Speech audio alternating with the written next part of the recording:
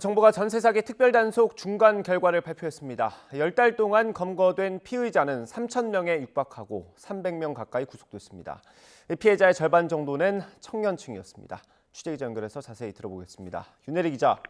네, 경제부입니다. 네, 1차 단속 때보다는 인원이 더 많이 늘어난 거죠? 네, 지난해 7월부터 지난달까지 10달간 진행된 범정부 특별단속 중간점검 결과 2,895명이 전세 사기 피의자로 검거됐습니다. 이 가운데 구속된 인원은 288명입니다.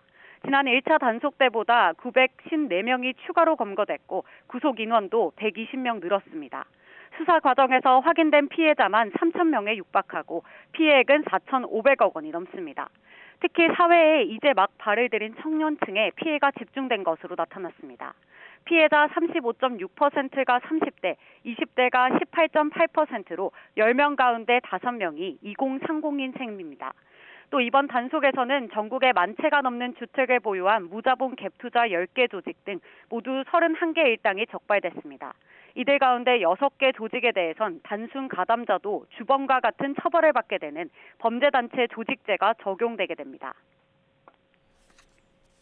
네, 이번에 조직적인 전세 사기 관여 의심자 10명 가운데 4명이 공인중개사로 조사됐다고요? 네, 그렇습니다. 국토교통부는 조직적인 전세 사기로 의심되는 1,300여 건의 거래에 대해 수사를 의뢰했습니다. 관련 의심자는 모두 970명인데 이 가운데 42.7%가 임차인에게 정확한 정보를 제공해야 할 공인중개사나 중개보조원인 것으로 나타났습니다. 뒤이어 임대인이 27.2%, 건축주가 16.6%, 분양과 컨설팅 업자도 7.4% 순으로 조사됐습니다.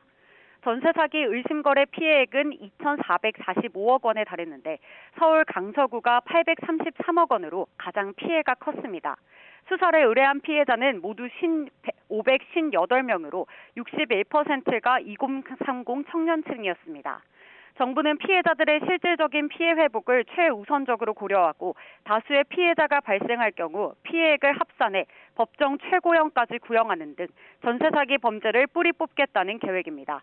직접 들어보시겠습니다. 전세 사기와 같이 서민들을 대상으로 한 대규모 전세 범죄의 경우에는 피해 금액을 합산해서 특정 경제 범죄 가중 처벌 등에 관한 법률이라고 특별법이 있는데 그 법률을 적용함으로써 가중 처벌할 수 있도록 관련 법률 개정이 추진되고 있다는 점도 말씀드리겠습니다. 전세 사기 범정부 특별단속 최종 결과는 다음 달 24일 발표될 예정입니다. 지금까지 경제부에서 전해드렸습니다.